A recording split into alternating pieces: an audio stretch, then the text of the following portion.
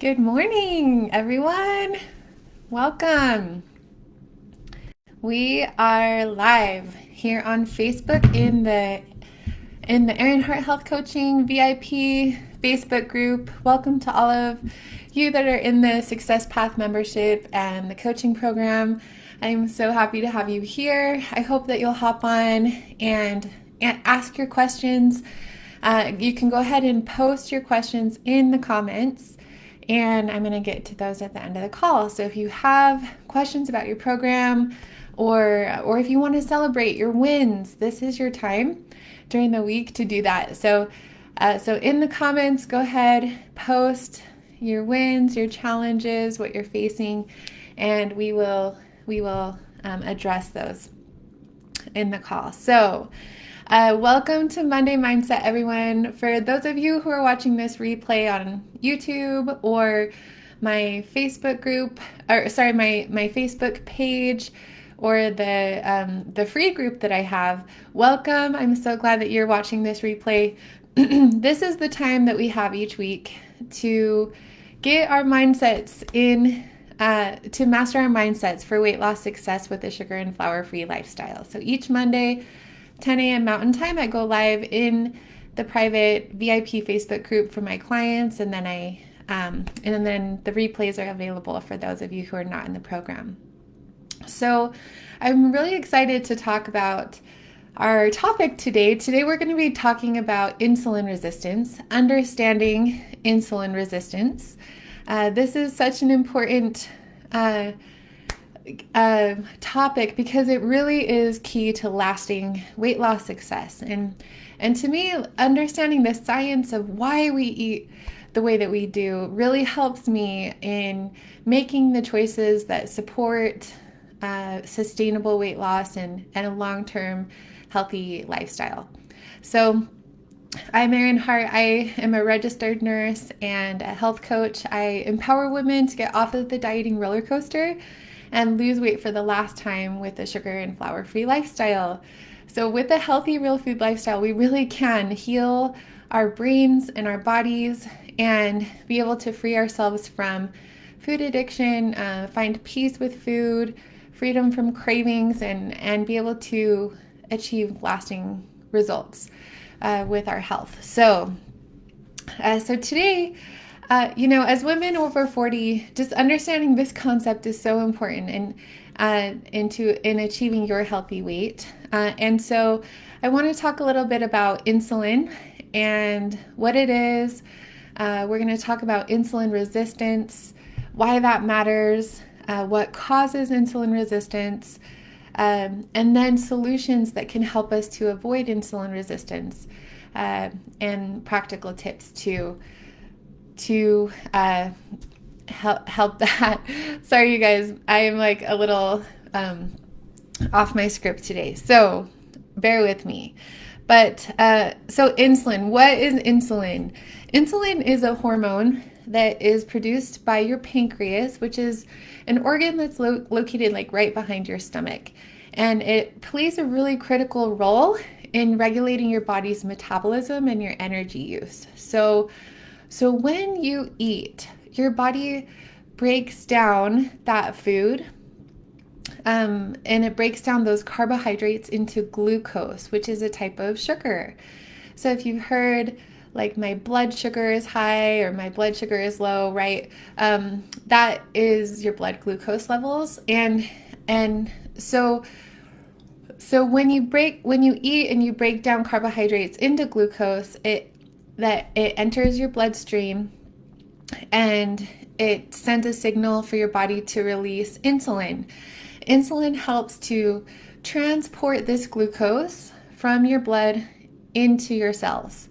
And that's how the glucose can be used for energy. Okay? So insulin just is it's a hormone in your body that helps to transport glucose from your blood into your cells, where it can be used for energy. So just think of insulin as a key that unlocks your cell doors, and it allows glucose to enter.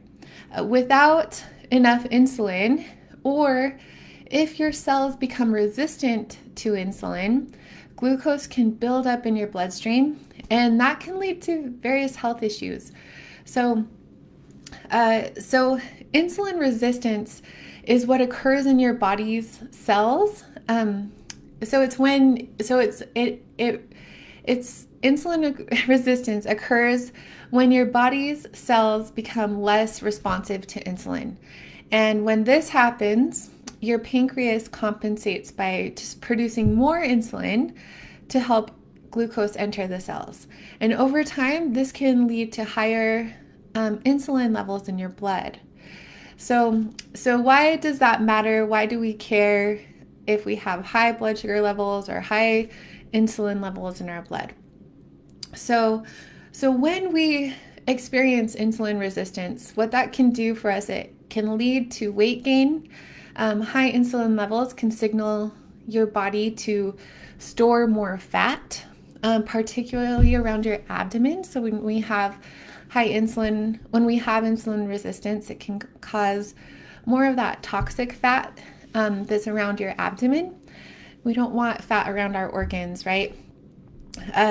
It leads to more cravings. So insulin resistance often leads to really frequent cravings for sugary and starchy foods, and that can make it harder to stick to healthy eating.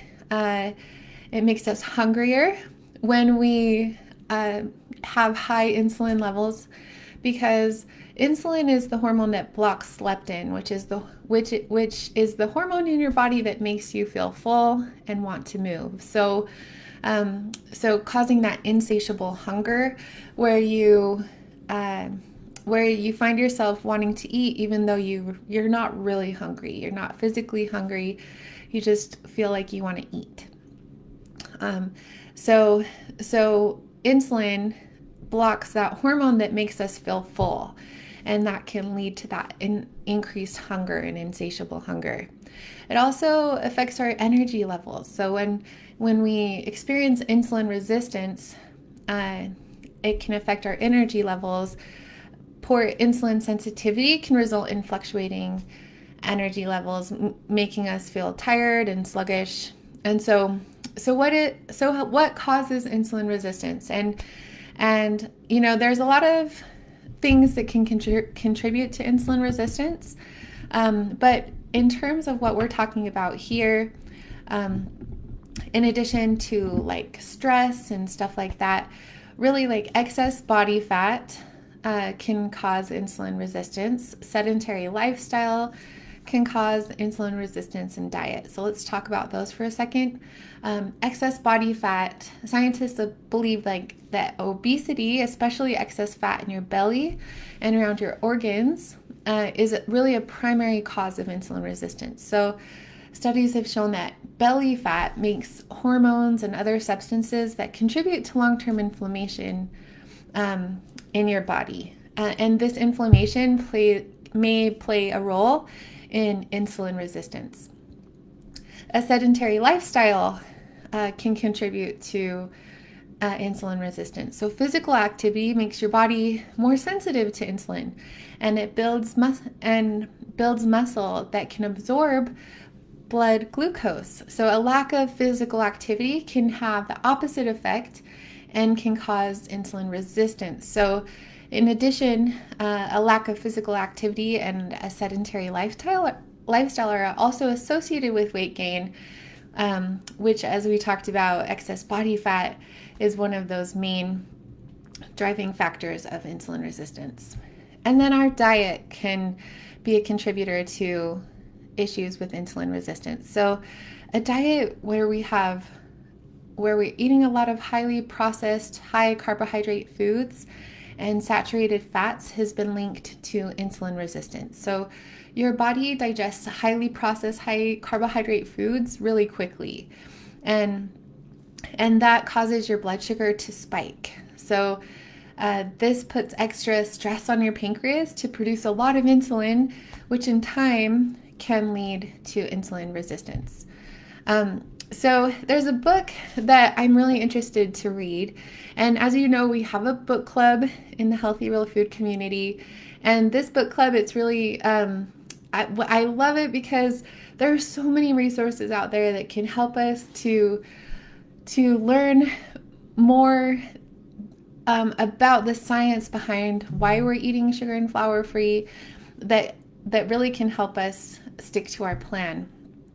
And so in our book club, I'm trying to choose books that are educational and inspiring, books that help us to master our mindset, develop a winning strategy, and consistently execute our plan. And so for our next book club, we're going to be reading the book Why We Get Sick by Dr. Benjamin Bickman. So go ahead and put that in your cart, or get it from the library or Audible. Why We Get Sick by Benjamin Bickman. We're going to have a book club discussion about that on September. Let me look here at my calendar. September 4th, which is for our Wednesday Wellness. It's always the first Wednesday of each month, and at 7:30 p.m. Mountain Time. So join us on Zoom because we're going to be discussing that book and learning more about insulin resistance, because that's what the book is about. It's about why we get sick, and it really talks about the science of insulin resistance. So it'll be interesting to learn about that, because really what we know is that there is a solution to insulin resistance, and it's a sugar and flour-free solution. So adopting a sugar and flour-free lifestyle can just be a game changer in combating insulin resistance, because a sugar and flour-free lifestyle, full of healthy, real food, unprocessed food from every food group, right? It's going to stabilize your blood sugar. And when we stabilize our blood sugar, it eliminates sugar. So when we eliminate sugar and refined flour from our diet, it stabilizes our blood sugar because it helps us to avoid those big spikes and dips in our blood sugar. And that's going to reduce the demand for insulin. A sugar and flour-free lifestyle also reduces our cravings. Without the constant spikes and crashes in our blood sugar, you're going to experience fewer cravings and better control over your appetite. And a sugar and flour-free lifestyle is a game changer because it promotes fat loss. And by lowering insulin levels through our diet, it helps your body to switch from storing fat to burning it for energy. And so if you are a person that is struggling with your relationship with food and your weight, you've been on the dieting roller coaster for years, this really is a sustainable lifestyle. It's really not a diet. I think of it as part of my identity, a healthy, real food identity. That it's just the way that I eat so that I can be able to live my life to its fullest, extend my life, avoid diet-related diseases so I can fulfill my life's purpose. And that's why I chose to adopt a sugar and flour-free lifestyle. It's because I was 284 pounds and I feared the consequences of that. I was experiencing insulin resistance and pre-diabetes. I had my body fat, I think at that point, was around 50%. And so when I adopted a sugar and flour-free lifestyle, it dramatically improved my health. I lost 125 pounds that year. And then I gained energy, freedom from cravings, peace with food.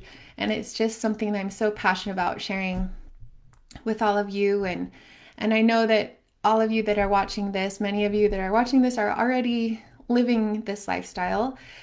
So it's all about, none of us are perfect at this all of the time. It takes time to adopt a sugar and flour-free mindset. But with time and consistency, we can become a master at this. So don't expect yourself to be perfect at it all at once. Be kind to yourself. This is a long game. And because there is no finish line, right? an identity has no finish line. So some practical tips for your sugar and flour-free lifestyle are really just opting for those whole, real foods.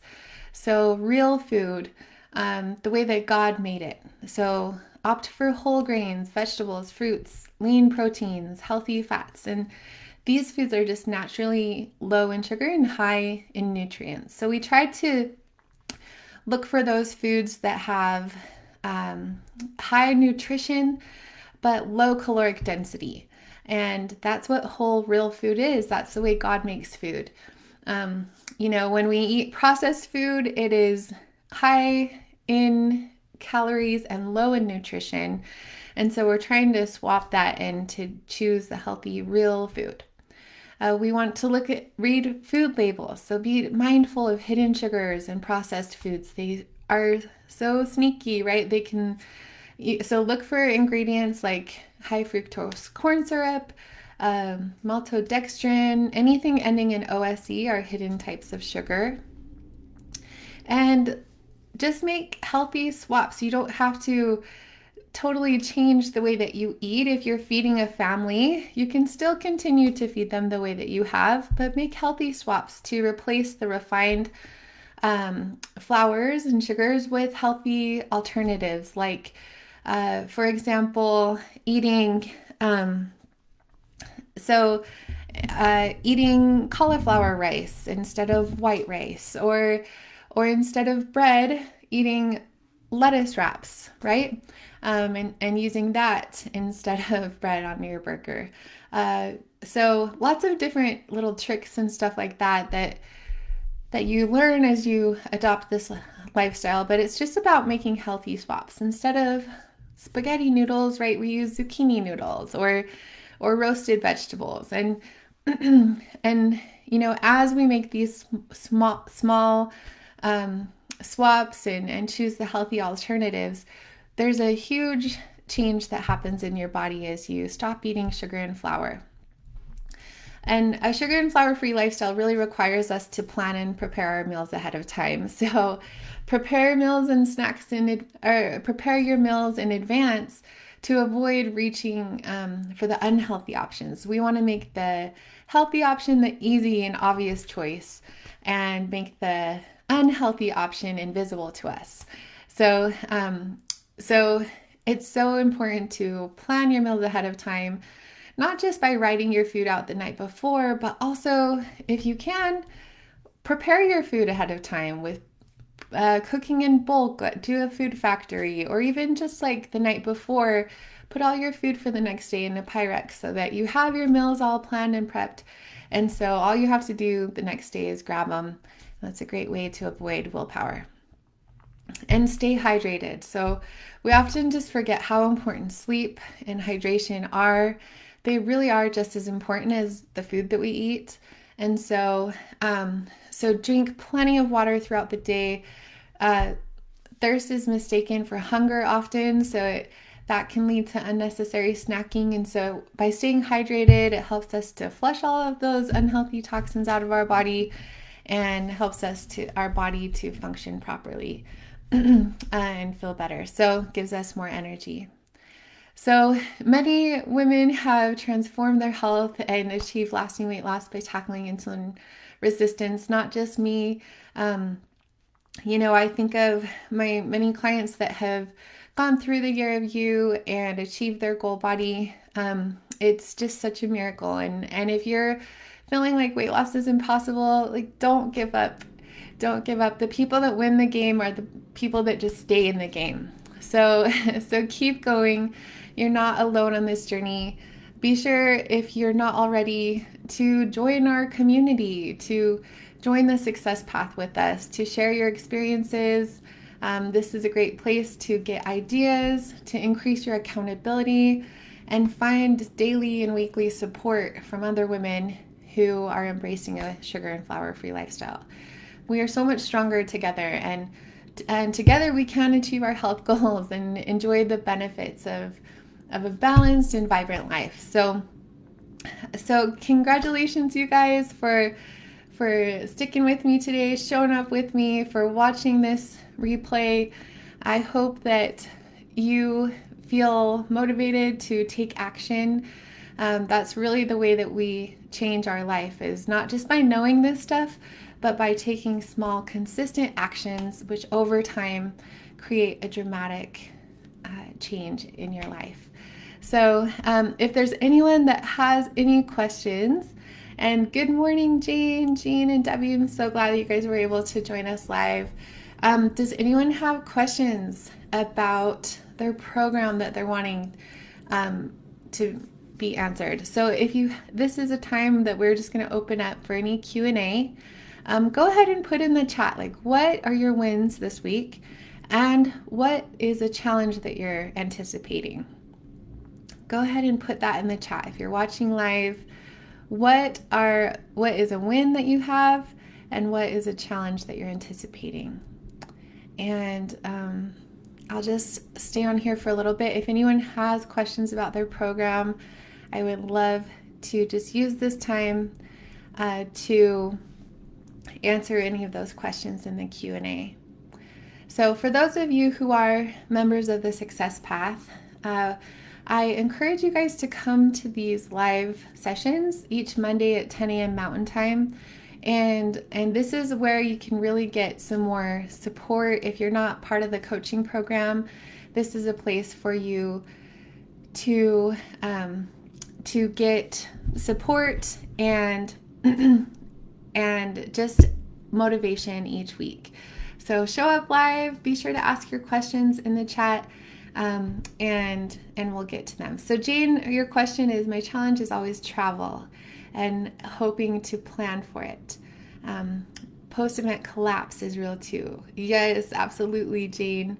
Thank you so much for sharing. And I totally understand.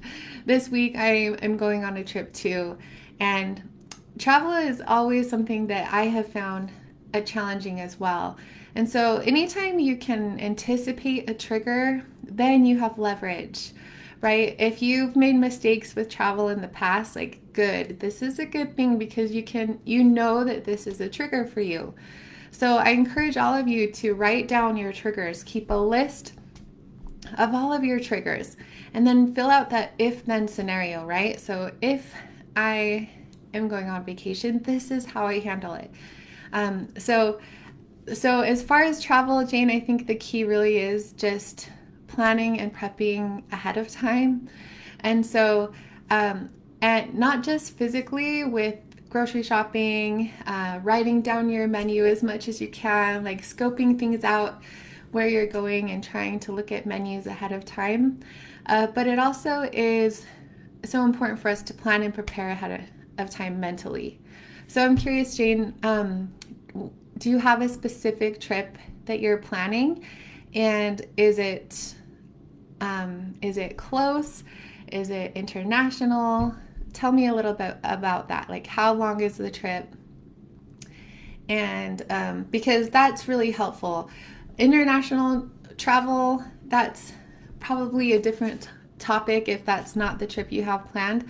But we handle that a little bit differently than we do just like close trips. So tell me a little bit more about that. And I'm so excited about your win. Your win is your recommitment to your plan. I have the goal to be on plan for the next 45 days. Awesome, Jane, you can do it. So yeah, I'm just curious about your travel plans, if it's something that's local or not. So if it's something that's local, and it's like a car trip, those are pretty easy, because what we can do is just bring a cooler with us. I like anything that you can do to plan and prepare ahead of time physically, like grocery shopping, getting a cooler. I like to go to Costco and just like filling it with a whole bunch of healthy, compliant food, so that just in case I can't find something at a restaurant, I always have backup food that I can turn to. Often when I'm traveling locally, I like to, we usually try to eat out, we usually try to plan my breakfast and lunches that I bring, and then we usually just eat out for dinner. And when I go to eat out for dinner, I try to look at the menu ahead of time, and That's something that just helps me with the local travel. I love the mantra just um, that there's always a way to stay on your plan. There's always a way to stay on my plan. And that's something I love to tell myself all the time. So often we can feel overwhelmed, like, I don't know how to do this in an airport or go on a trip, right? But if you plan and prepare ahead of time, we can really be able to figure it out. Everything is figure outable. And I love the WOOP tool, so WOOP, which is a visualization exercise that stands for wish, outcome, obstacle, and plan. And so that's a really helpful tool that when you anticipate an obstacle, you can anticipate not only and visualize not only your success. You want to visualize your success and approach your event with certainty, right? Be able to visualize yourself winning at this. But it's not enough to just visualize your success. You also need to visualize the anticipated obstacles that might throw you off your game on that during that event. So, during this upcoming trip, what is okay, so it says you're going to be driving to Boston to babysit. Okay, great. Yeah, I think I can manage it okay as long as I make 5 minutes to do my plan each day. Totally. Yeah, that really is the key. It doesn't take a ton of time to plan and prepare ahead of time, but 5, 10 minutes, 15 minutes, it really makes all the difference. So, yeah, definitely bringing a cooler and remembering that there's always a way to stay on plan. But yeah, I would say it is just really important to use the WOOP tool as well, and not only plan and prepare physically by like writing down your meals and preparing food ahead of time as much as you can, but mentally. And so the WOOP tool just helps us to get in that mindset that and anticipate like the obstacles. So if my daughter-in-law, makes me a special treat or something, then how am I going to overcome that obstacle, right? Or whatever your obstacle is, trying to just like visualize it in detail in your mind, the obstacle before it happens, and like what are you worried about that could potentially throw you off your game with your trip? And then make a plan ahead of time. So before you even go on your trip, you can overcome this obstacle in your mind. And if we can get there first in our mind, we're halfway there. So we're trying to create different pathways so that when we're faced with challenges, we have a plan.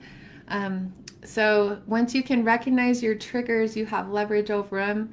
And so writing down the anticipated challenges that you can imagine with your upcoming trip, write all of those down on a piece of paper. And then I just want you to write, if this happens, then this is how I'm going to overcome it. So what's your plan for overcoming each of those obstacles? And I don't know is not an answer. That's something our brain wants us to, that our brain tells us sometimes, like, I don't know how to do this, right? I want you to think of like 50 ways that you could stay on your plan, right? If we just try to brainstorm ahead of time, it really is such a powerful exercise that's going to help us. So for me, going on my trip this week, it's my husband's birthday, it's our anniversary, and we're having a little getaway. I'm going to do this exercise too, and just like take 10 minutes to just like visualize my success, see myself winning at this best possible outcome, and then like ask myself, okay, well, what could prevent me from achieving that? And write it down. So what are some anticipated obstacles that may happen? And then what's my plan if that happens? And so then when you're faced with that obstacle in the moment, you're not trying to use your willpower to stay on plan. You have a plan. And it really helps to commit your plan to someone. So your daily support accountability buddy, show them your if-then scenarios and use bookending. Increasing your accountability during difficult trips and stuff is something that's really helpful. And also, like, something I find really helpful is committing it to a large group of people, like in the VIP group or in the Healthy Real Food Challenge group. If you're having a big trip and you ahead of time, you know you want to stay on plan, but you're worried if you're going to be able to do it, it helps to just tell everyone that you're going to do it. So commit to everyone in the group. Say, you guys, I got this big trip coming up and I commit to staying on my plan. And then when you're in the moment, you know, and you want to make an exception or an excuse and go off plan, it's a lot harder to do it because you just told everyone that you're going to do it.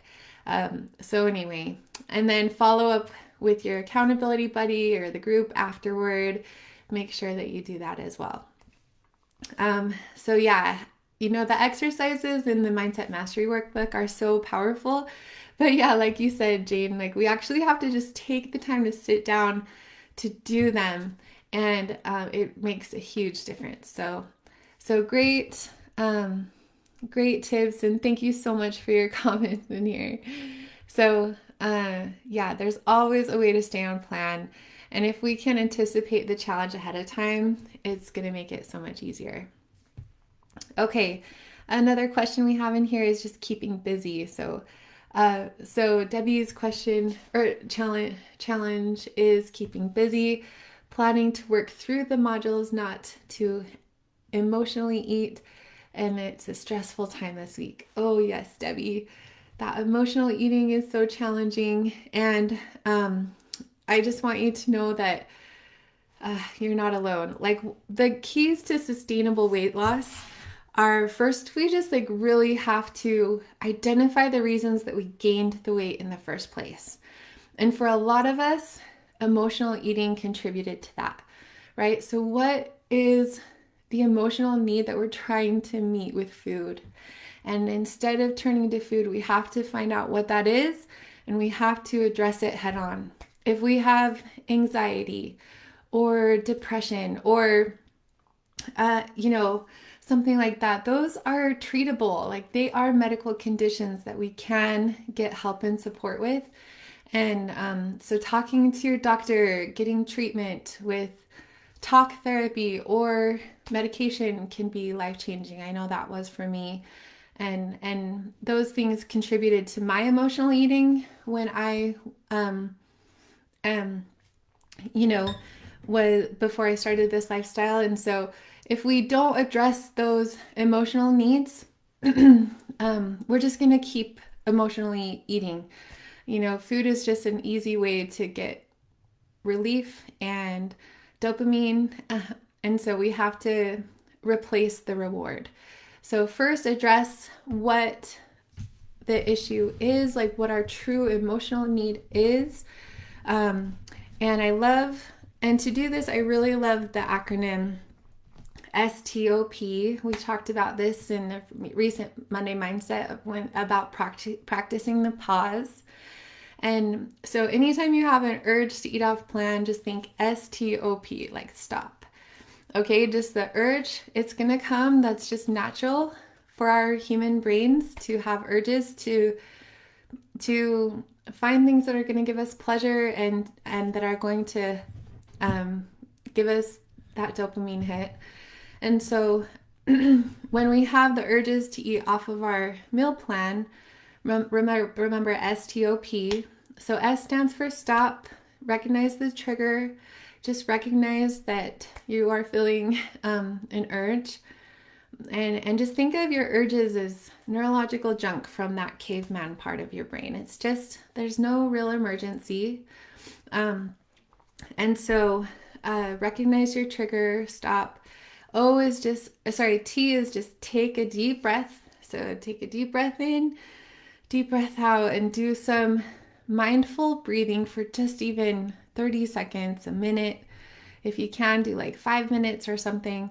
That's awesome. It's just a way for us to get out of the caveman part of our brain, back into our higher brain. Just mindfully breathing is like just it's a giving us a pause in between the urge and then the reaction to the urge. So we just want to do some deep cleansing breathing, like breathe in quickly, breathe out slowly, like just something mindful like that can really make a huge difference in that moment when it just feels so urgent, like I just can't. So, so take a deep breath. So stop, take a deep breath, always observe.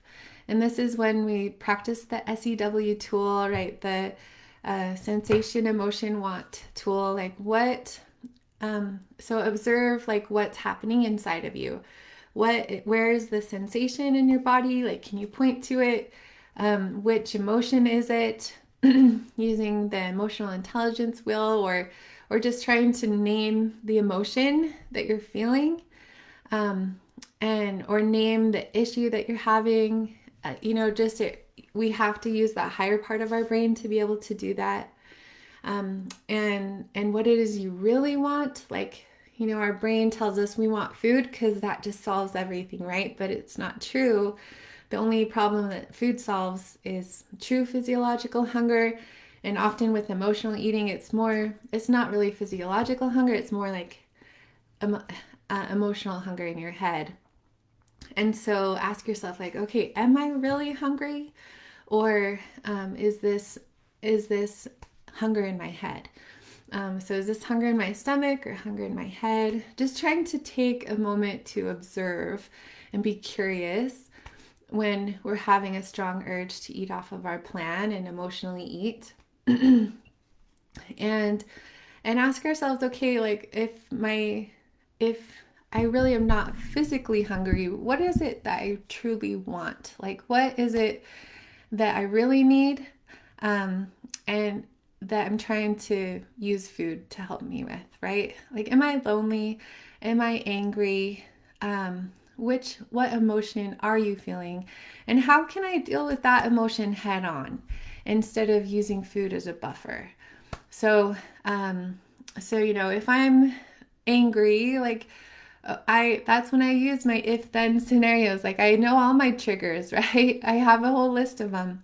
So if I'm angry, then I'm going to take a walk around the block, or then I'm going to hit my pillow or scream, or if I'm sad, I'm going to allow myself to cry. I'm going to, and like learning to process emotions in a healthy way is really just like learning to relax into the emotion without acting on it. So that's all processing emotions is. It's like practicing recognizing the emotion and the urge that you're having, and your only job in the moment is not to act on it. So what am I feeling? How can I address it head on instead of turning to food? And that is what we're practicing, right? That's practicing the pause.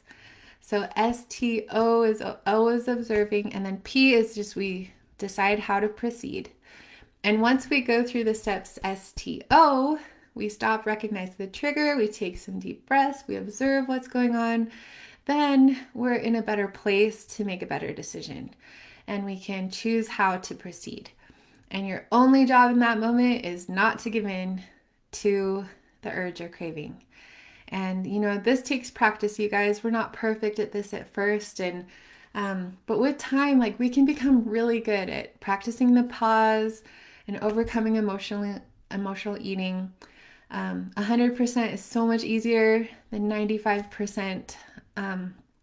So, when we have little exceptions in our program or making small excuses, our brain is just, we have the constant battle in our mind and the constant negotiation. And so really just like drawing that line in the sand and, not crossing it when it comes to sugar and flour, and making exceptions with our quantities. It's going to make it so much easier for us than the constant negotiation. So just be so kind to yourself. And when you do mess up, you guys, just remember compassionate curiosity. Just to fill out that worksheet and to do the self-reflection afterward, right? Or try to identify like what your triggers were, what thoughts or emotions led up to it, and what you could do differently next time to create a different result.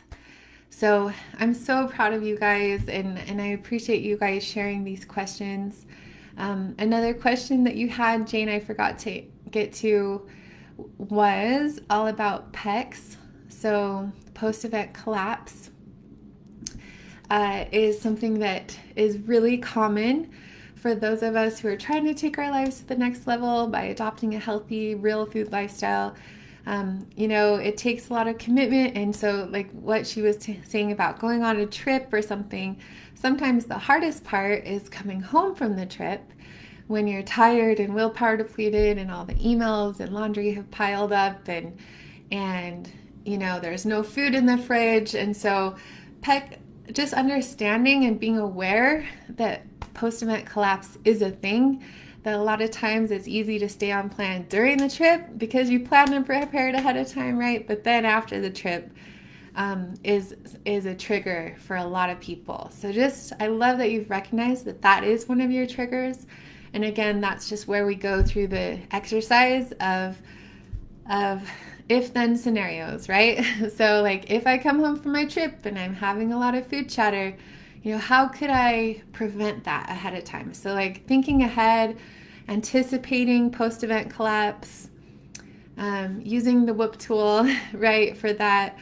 So what's my wish? What's my ideal outcome? What are the anticipated obstacles? And what's my plan for overcoming those obstacles? So that's how we overcome PECs too. Just as we do going on the trip, we also have to anticipate coming home from the trip and making sure we are not overscheduling ourselves the first few days home, like giving ourselves, making sure we have grocery delivery. Groceries are just so important, you guys. And going on your trip, Jane, before you get to your daughter-in-law's house or anything, make sure you stop at the grocery store and just get a whole bunch of food or something. Or that's something I find helpful on trips, is just before I get to the Airbnb or the hotel, right, just stopping at the grocery store first, stocking up on a whole bunch of food. And we do that coming home too. So coming home from a trip, that's equally important to just, before we get home, stop at the grocery store on the way home so that when you're home, you have a fully stocked fridge, you have a lot of healthy choices, and that makes the healthy choice the easy choice. So great questions, you guys. And thank you so much for participating in the chat. This is kind of like a newer thing. And so some people aren't like as aware in the healthy real food community that we're doing this, but I hope that you guys will come to these live Q&As. I appreciate you asking these questions so we can all learn together, and I just am so proud of you for continuing to show up for yourself. So I look forward to seeing you guys. Be sure to save the date. We have 2 Wednesday Wellnesses coming up. So like I told you about the Wednesday Wellness on September 4th, that one is the book club where we're going to be reading Dr. Benjamin Bickman's book, Why We Get Sick. So go ahead and get that from the library, start reading it. It's such an interesting read and it's so educational. So that's Wednesday, September 4th at 7:30 p.m. Mountain Time. And then also earlier than that, we have on August 7th, the first Wednesday of the month, always, at 7:30 p.m. Mountain Time. We're going to be doing an inspiring interview with Deb Hager. Deb Hager is a member of our community. She has achieved her goal body and she's thriving in maintenance, even despite so many challenges that she's had in her life this year. Her story is incredibly inspiring, and what I love to do is just interview people who are successful, because that's how we develop our own strategy. It's by learning from others who have done what we've tried to do and then doing what they did. So let's ask her, right? Like, tell us about your meal prep strategies. Like, how did you overcome these obstacles, right? And then we can learn how to apply those things to our program. So I hope that you guys will join me for that. She's really inspiring, and I'm so excited to dive deep into her story. I think it will be really inspiring, motivating, and helpful for you guys to learn some tips to help you with your sugar and flour free lifestyle too. So that's Wednesday, August 7th at 7:30 p.m. Mountain Time. So have a wonderful day, you guys. Thank you so much for coming, and I'm cheering you on. You got this week. Let's win the day today. And I will. Oh, and just a reminder really quick, you guys, is that next week, so this week, July 29th through August 2nd, right, we don't have our coaching calls because it is an implementation week. So I will see you next week, and we will connect then again. So see you next week at next week's Monday Mindset, 10 a.m. Mountain Time. Bye, everybody.